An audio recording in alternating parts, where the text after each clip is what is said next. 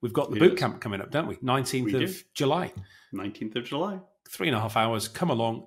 If you want to get your first foot on the ladder of how do you create plans with optionality in your life? How do you think differently? How do you, not future-proof, but future forecast? How do you see what's ahead, where that puck's going to be, and how you get yourself to that optimum position for you and those around you?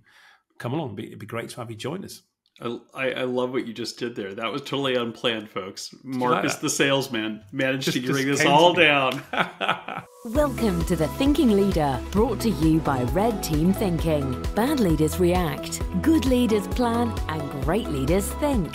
Each week, you'll get new ideas and insights from business executives, military experts, and innovative thought leaders to help you lead more effectively and better navigate your complex world. Now, here are your hosts, best-selling business author and top-rated leadership speaker, Bryce Hoffman, and former RAF Wing Commander and business agility coach, Marcus Dimbleby. Hello and welcome to the show. Great to see you all again, and always fabulous to be back with my good friend, Mr. Hoffman. How are you, Bryce? I'm good. I'm pretty good. Good. I mean, I'll be honest. I'm feeling a little angsty. A little angsty. I like the way you say that. Well, say it again for me. A little angsty. Cool. So, explain to me why you're feeling angsty. Well, it's interesting because, a lot of people who know what we do for a living and who know what I do in my books and stuff, they'll, when I talk to them socially, I was having this conversation with my hairstylist actually last week. It's looking sharp, by the way. I'm liking Thank you. what they've done there. Thank you. Good, man. So, we were talking about the kind of death spiral of cities in California, San Francisco and Los Angeles to a lesser degree or to a greater degree, depending on your perspective. And, he made the comment, well, this is what you do for a living is like, help people figure out how to solve complex problems and how to navigate complexity and all of this stuff. So what's the solution? And I sat there and I was like, well, I don't think there is one. And I said, it's not that I can't, that there aren't several. It's just that none of them are going to happen because we don't have a political system that's functioning well enough to do hard things that require sacrifices of people or get people out of their comfort zone or, make people, have to tackle tough issues in a meaningful way. We have a political system that is at best able to put Band-Aids on hemorrhaging wounds, and at worst, not even able to do that. So, and I started thinking, and then I was having a conversation with someone else about climate disruption in Europe and all of these things. And I realized, there's so much going on in the world that even if you have the tools and the mindset, the red teaming mindset to look at the situation and to pick it apart and to figure out how to address it, it doesn't at the end of the day really matter to a certain degree because the people who are in a position to address it lack the will, lack the political capital to do it. And so I started thinking about, well, what's the point of red team thinking in these situations? I was going to say, how did that make you feel when that penny sort of dropped in that conversation? How did you feel? Well, initially I felt like very angsty, as I said. But then what I realized as I started to think about it is that what the red team thinking mindset still provides you with and what the red team thinking tools provide you with. I mean, at the end of the day, yes, these are tools and techniques designed to help people make better decisions, to develop effective strategies. That's all true. But at base, they're about something more, which is about being comfortable with ambiguity, being able to deal with situations where the future is uncertain and volatile and complex. And that this yields a resilient personality as well as a resilient person who can navigate that type of world. And so at the end of the day, I went from feeling really angsty to only feeling a little angsty because I realized that that's what we're providing to people, I think, in addition to just the skills to make better decisions in their business or in their professional lives, but how to be resilient in the face of this VUCA world. And then, we heard this from some of our coaches who are going through our Red Team coaching program right now in the past week, which really validated that. I know. It's so true, isn't it? We talk about all these things, wire brushing new strategies, making better decisions, unearthing opportunities, evolving, and avoiding threats. But it really is this helping people to become adaptive, resilient, robust, because that's what you need to be in this VUCA world that we talk about, that we live in, where everything is complex, ambiguous, it's hard. And you see the mentality, why is stress levels up? Why is mental health topping the charts? All of this is because of the lack of resilience of people to deal with the complexity that we're facing into. And as we said, we're talking to these, we've had over 400 coaches go through the program we're running at the moment. And the feedback from all of them, and the feedback we get from our clients after we've taught them this as a professional mechanism, a professional way of thinking and doing business, is that they all come back and go, hey, do you know what? I was using this at the weekend. I was chatting to my partner about X, buying a new house or planning the family holiday. And we were talking about this with our kids. And I love that people are seeing the expansive opportunity that this capability, because, we all think, and it's how we think and where and when we think appropriately, that doesn't just switch off when we come home from the workplace. It's also relevant, if not more so, at home, because, we talk about noise and we talk about impact and bias. What goes on in our personal lives impacts how we operate at work. And you can't 100%. You can't split the two. As much as people think, get your work face on, and vice versa. 100%. What happens at work impacts 100%, us in our personal life, doesn't it? You all know when you've had a bad day at work, and your partner comes in. Oh, how was it? Oh, this happened. So how you prevent that is enabling people to be resilient. You can't stop things happening. But it was Mike Tyson said, everyone's got a plan until they get punched in the face. We're getting punched in the face globally, nationally, on a daily basis, and it hurts. And in the UK, the interest rates went up again today. That's going to hurt people. It's hurting me. It's hurting everybody who's got mortgages. How do you adapt when that happens? How do you plan for that? And what we're teaching people is to be future thinking. So that's going to happen. So when it does, it's not a matter of if it does. Most things now are when, not if. So how are you preparing yourself mentally, physically, professionally, personally? But also, how are you supporting those around you to do that? And in the workplace, how's that your teams, your peers, your executives?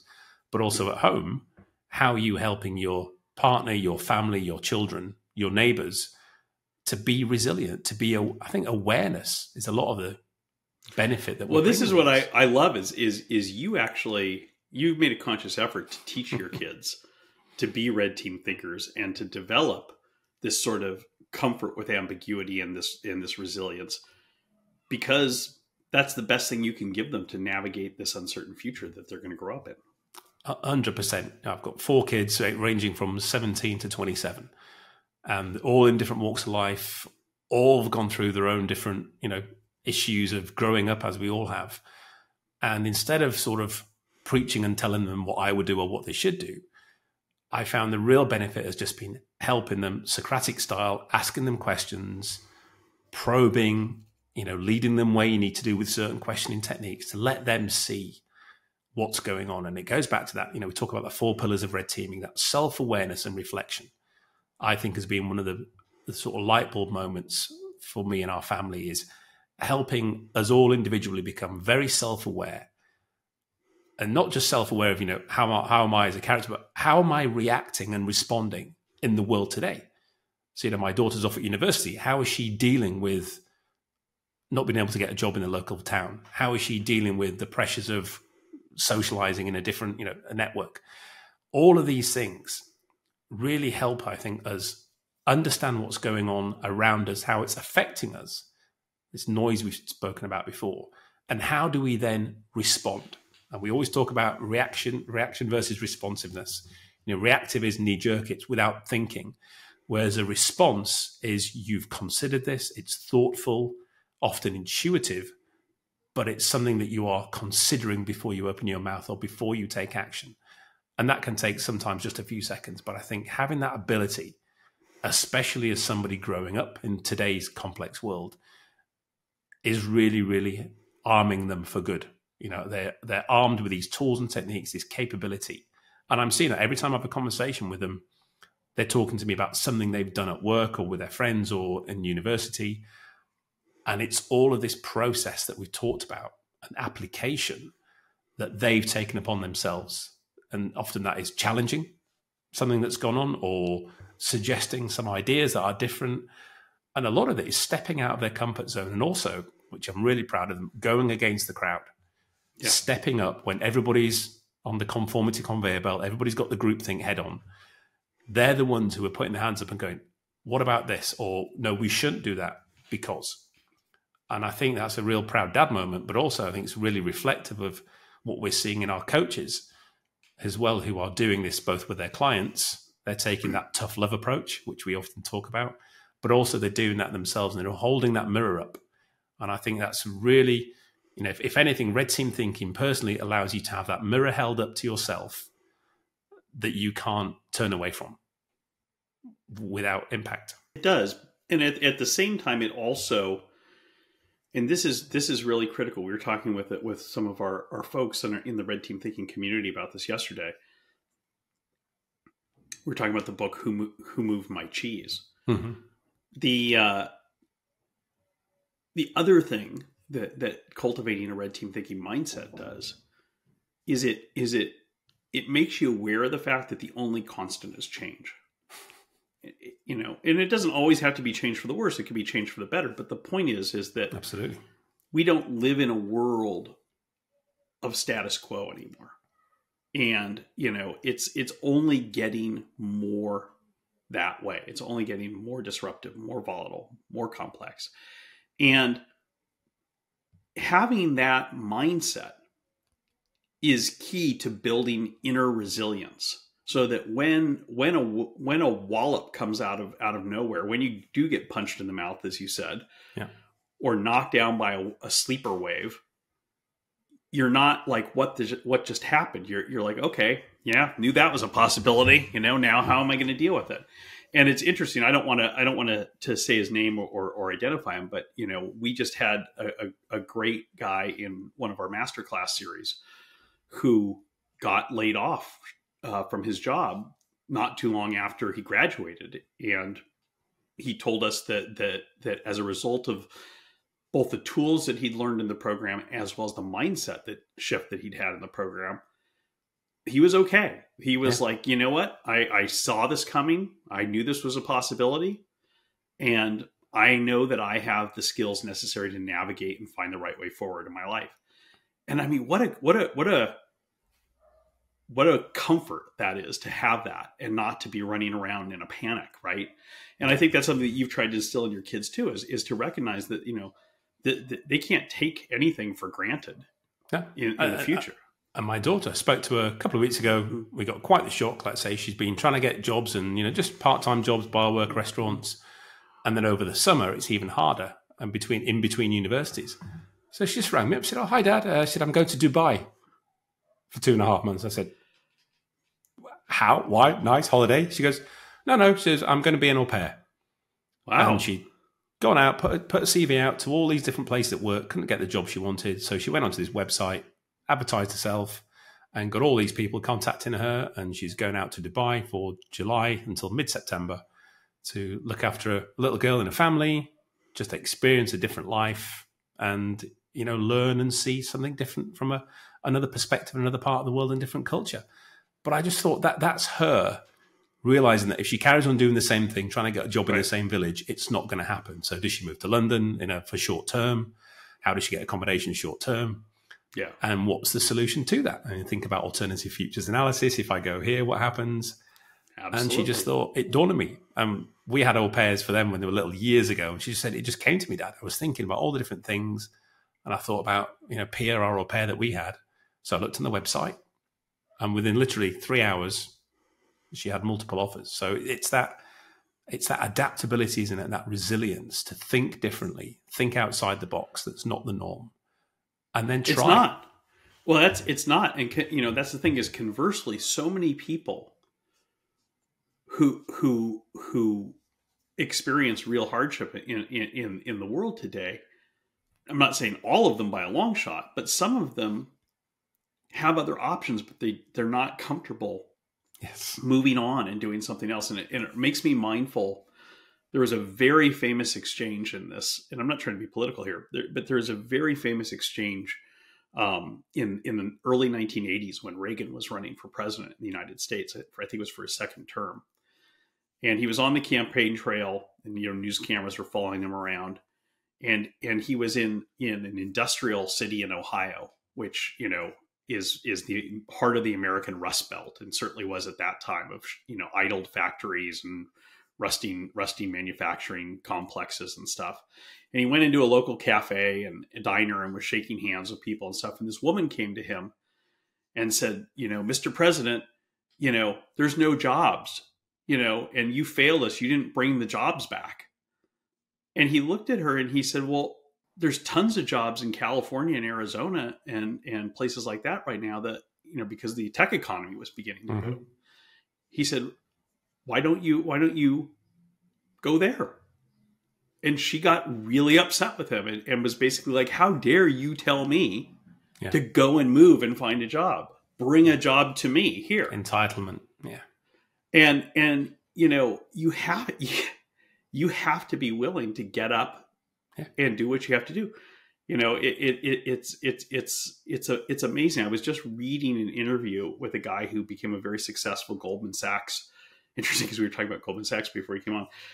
Goldman Sachs exec and retired in his 30s, very successfully. And he was talking about the most decisive decision that changed his life was when he was in college. He was going to William and Mary College, and there was a career fair, and you had to show up there was going to be a bus that took you to the career fair at 6 a.m. And all these other students, and he signed up to go to the career fair.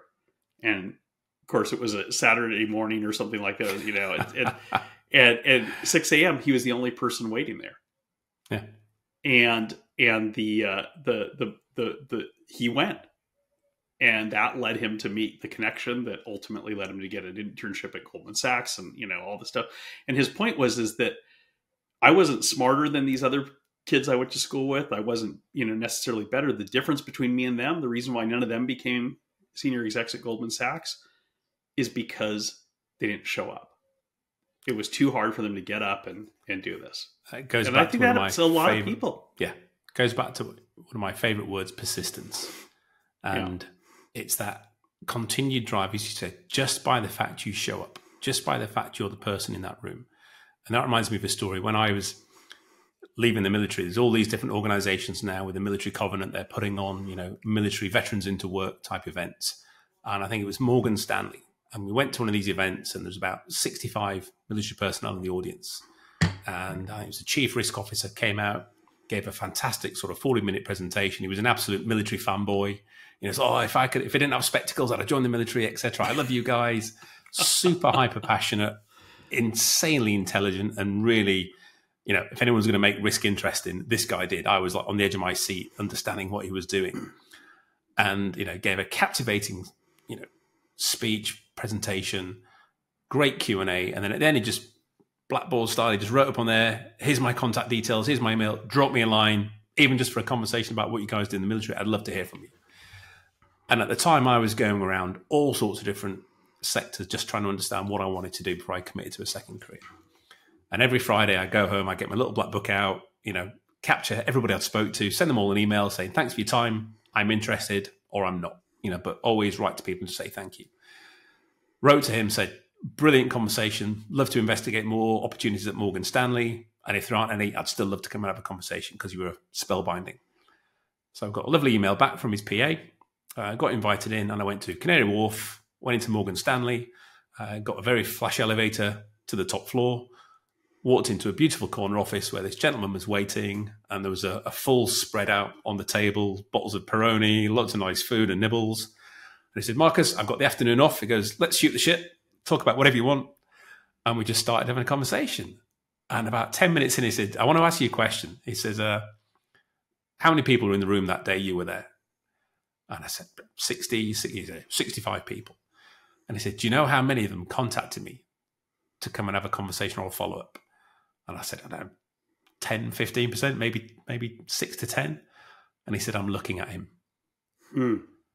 And I was blown away by that. I thought, A, it's downright rude, but B, goes back to what you said. Why are people not taking these opportunities, however narrow the outcome might have been? Because you never know.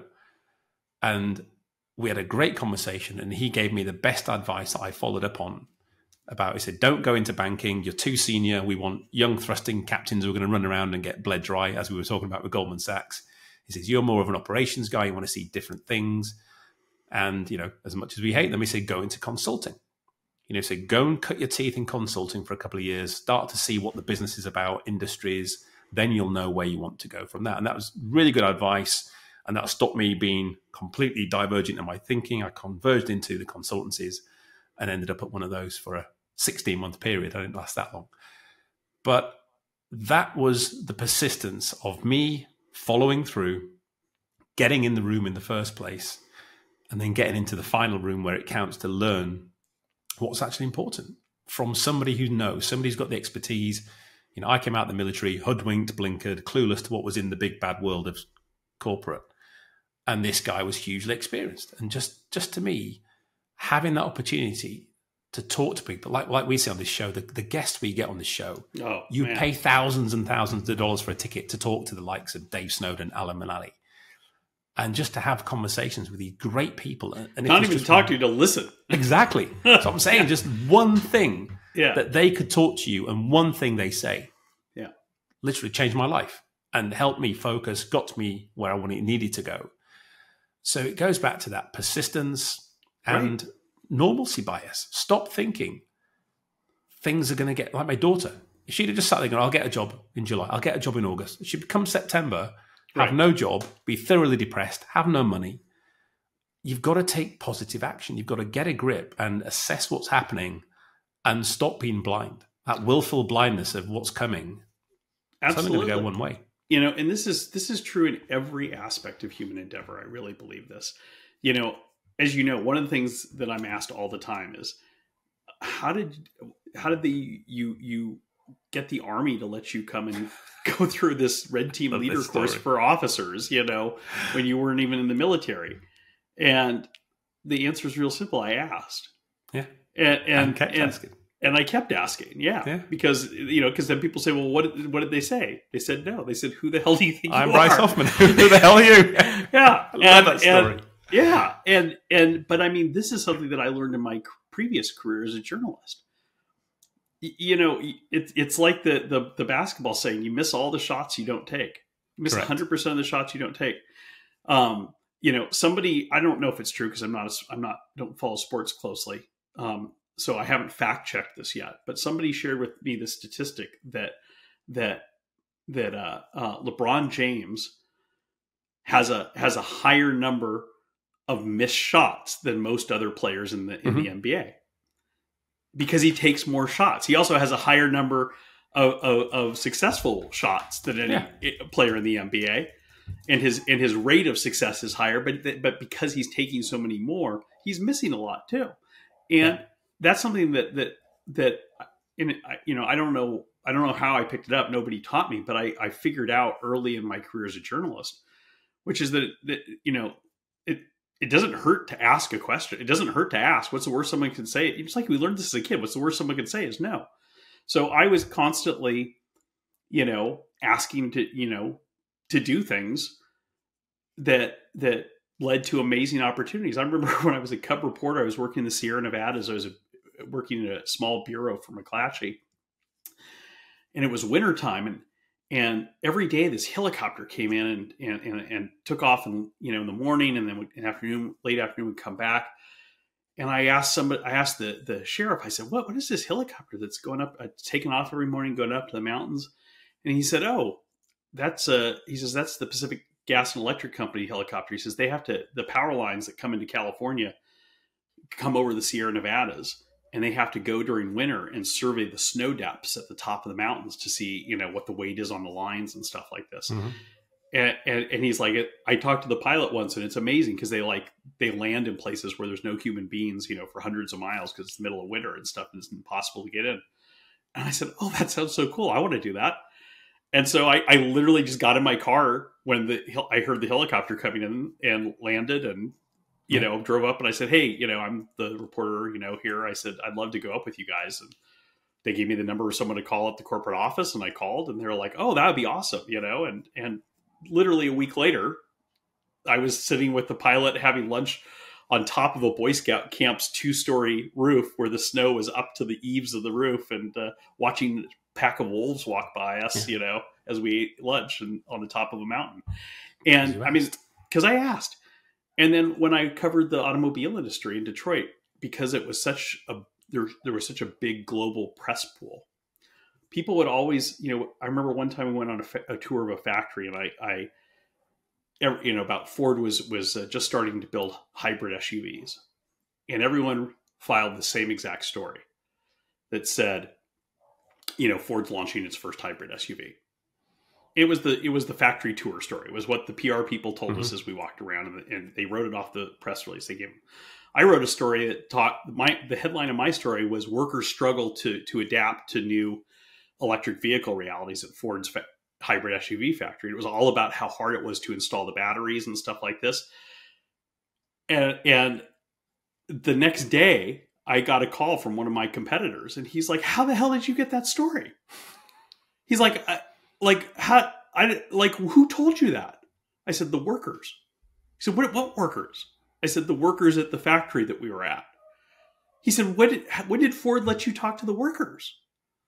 I said, "They didn't." I said, "When you guys were having lunch, I walked into the employee cafeteria and just started chatting with people and asking them how it was going installing these new batteries." And he said, "But they didn't give us permission to do that." I said, "I didn't ask.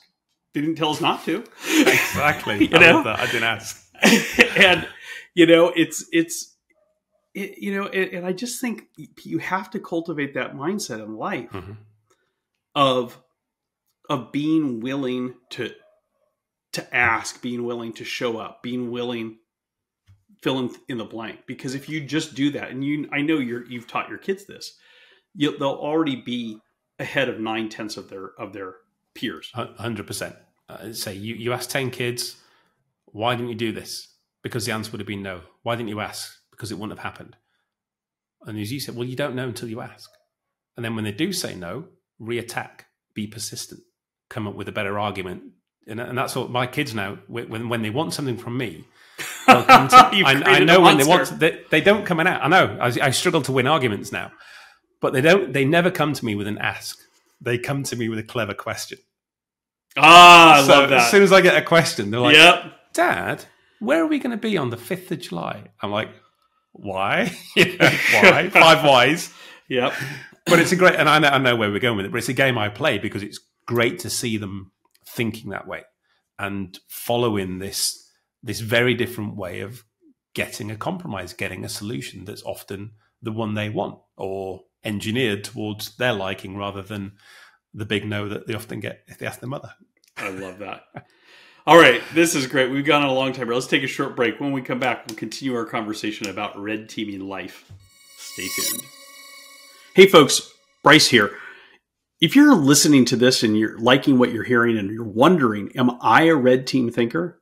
We have an easy way for you to find out. Just go to the show notes, click on the link there to our free assessment to find out if you are a red team thinker and what you can do to think more effectively, to lead more effectively, and to make better decisions faster in your complex world. Like I said, the link is in the show notes, or you can simply go to our website, redteamthinking.com.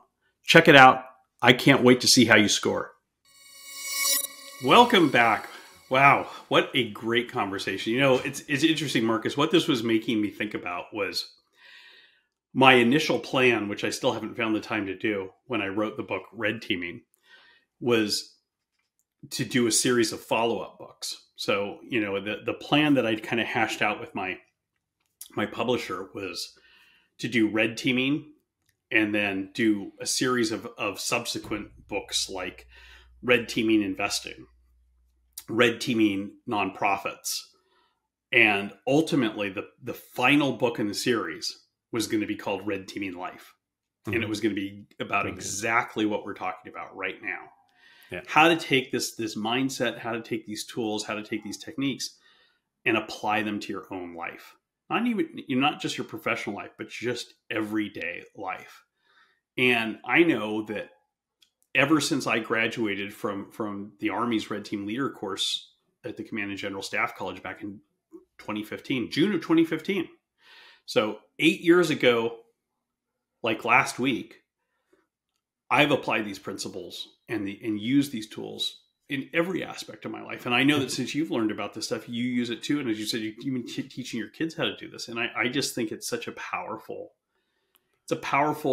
way of navigating the world. Oh, it so is. And like I say, I've been red teaming for years, from my early military days, even before. I think, my mum calls me Mr. 55 Wise. I think I was one of those kids born with this, like most of us, but I never lost it.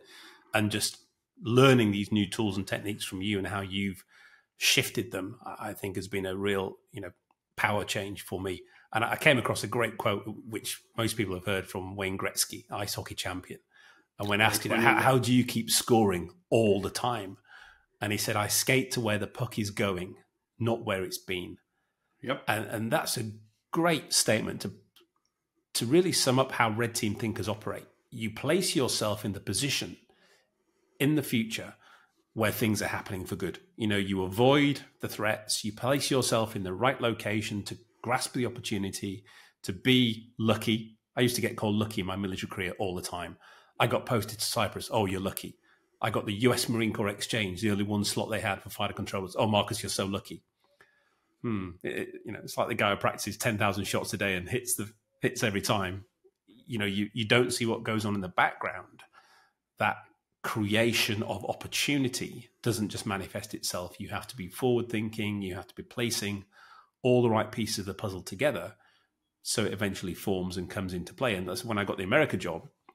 Even the guy who posts you to these jobs, he called me the year before and offered me the Dutch exchange job. He's like, Marcus, I've got a great job for you. Dutch exchange, 6 months at language school, 3 years, living just outside Amsterdam. I'm like, sorry, sir. I said, but I'm going to have to turn that down. He was like, what, are you crazy? This is like one of the most plum jobs. I said, the only reason why I'm turning it down is because next year you're going to be posting me to America on the exchange job. And he was like, am I now? He said, how come I don't know about this and I'm the guy who sends you? He said, are you sure you want to turn this down? Because that's not guaranteed. This is a guarantee. I said, trust me, sir. That's where I'm going to be in a year from now. I'd love to do the Holland job, however, And 6 months later, this guy called me up. And he was like, Dimbleby, I don't know how you did this, but your name came across my desk today as the guy who's going to go out and replace the individual out there.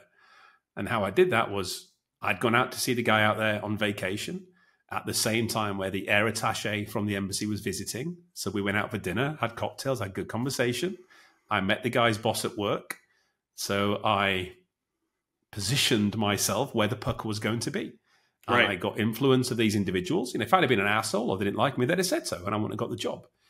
But I made sure that I went out, met these individuals, showed interest in the job, showed interest in the opportunity. And they said, hey. And the guy out there gave me his backing. And then the individual who normally sends you out there got told to send me out there. So goes back to that great quote, get yourself in the position where things are going to happen, that you're making happen. Absolutely. But you also hit another important part of this, which is so much of success is below the waterline and people don't see it. I had the experience back when I was a young reporter again of playing a round of golf with Patty Sheehan, who at the time was the LPGA leader and had been for I think several years. And it was both an amazing and humiliating experience because I'm not a very good golfer in any case. And it's usually embarrassing for me to play golf, but it was trebly embarrassing to be playing golf with someone who's literally every single shot was like, oh, the course, this whole dog legs around those trees up there. I think I'm gonna hook this shot around those oak trees and we'll land in the middle and then boom and do it every time. Exactly as planned. And about halfway through our game, we're riding our cart together, between balls, and I said to her, I said, I think you've just convinced me to just give up entirely because you've shown me what a real golfer can do. And I realized there's no way that I could ever be this good. And she stopped, she was driving, she stopped the golf cart. And she said, that's not true. She said, you could be good too. You could probably be this good if you really wanted to be. She said, all you need to do is do what I do. She said, I hit 300 balls a day. She said, I hit 300 balls 365 days a year. Yeah. She said, I hit 300 balls when it's raining outside. I hit 300 balls when it's snowing outside. I hit 300 balls on my birthday. I hit 300 balls on Christmas. I hit 300 balls on New Year's. I hit 300 balls on Thanksgiving. I hit 300 balls if I have 100-degree fever. I hit 300 balls a day, every day. And she said, I guarantee you that if you hit 300 balls a day, you will be an amazing golfer. Mm-hmm. And I was like, yeah, you're right. I'm not going to hit 300 balls a day. And she's like, that's the point, though. That's the thing, isn't it? Yeah. How often are people willing to put the effort in to get to that place? Because it takes effort. You Right. don't just get dropped there. And I love how you said it. It's the iceberg of success. And we can share this in the notes. There's a great graphic, isn't there? Yeah. Where, you see the success, money, fame, and then you see the 95% below of blood, sweat, tears, angst, worry, all of that stuff that goes with achieving success. Because it's nothing comes on a plate. Very rarely in life does something come on a plate to you that's worth having. This sense of entitlement that we spoke about at the beginning, it's not going to get you anywhere. And it's not going to get people to help you more with that approach to life either. Because if you want something, go and get it. But you've got to make that happen through influence, through putting in the hard yards. Work hard, but work smart as well. There's a lot of Right. stupid things being done by people. Start to be more smart in your application. And again, so we'll go back to my kids. My daughter wasn't out grafting and trying to walk the streets of London trying to find a job. Just put a CV on a website, worked smart, boom, got the job. So you've got to think differently and really apply yourself to the VUCA world. Appreciate how, as you said it, change is constant. How are things changing for you in your world? Because all of our worlds are different. What's affecting me is different to you. Globally, it's all the same for us all, but each one of us have our own little VUCA worlds going on, our own little inputs, our own little volatilities and ambiguities. Assess them all, understand them and appreciate them, and then work out how are you going to navigate. And that might involve some blood, sweat, and tears. That might involve some hard graft. It might involve getting up early every morning for 2 months and going out there. It might involve pushing yourself out of your comfort zone and doing public speaking. Many, many things, but you have to do these things, I think, if you not only want to survive, but you need to thrive. And Right. doing these help you thrive because you become a better person. You get that confidence. That we talked about this before, isn't it? You may step off into the unknown, but if you step off confident that you have cognizance of what might lie ahead, how you're prepared for it, so it does manifest, you can pivot, you can duck and dive, bob and weave, as you say, you can avoid these things or counteract them, then you are going to be far more adaptive, far more resilient, and hugely confident. And that comes across not just personally, but others watching and seeing you behave that way will be influenced by that as well. And this goes to our whole thing about creating plans with optionality. That's as true in your personal life as it is in your professional life. Yeah.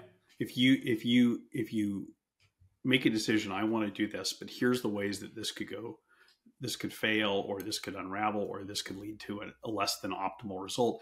And here are some things that I know that I could do if it begins to do that. Here's how I could respond to that. Here are some contingency plans that I have. Here are some other options I could exercise. Then you may have to do some heavy lifting, but at least you know where to put your foot next, and you're not just a deer in the headlights, which so many people are today. And I get it. Paralysis. Yeah, and I think that you need to do this. It's a survival skill now. The world's not going to get any easier. No. I mean, look at the latest climate numbers for Europe. Europe's already hit the threshold ahead of the rest of the world. It's warming faster than the rest of the world. It's only going one way. It's only going one way. It's only going to get worse. In our lifetimes, people in developed countries are going to be displaced by climate disruption. Yeah. Guarantee it. Yeah.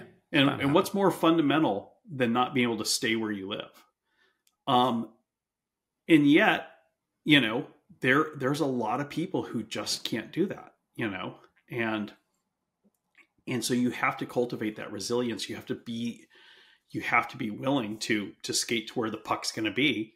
Yeah. And, you know, if you know, it's, you know, if I was a farmer in the Central Valley in California right now, I would sure be looking at drought resistant crops and also alternatives to being a farmer.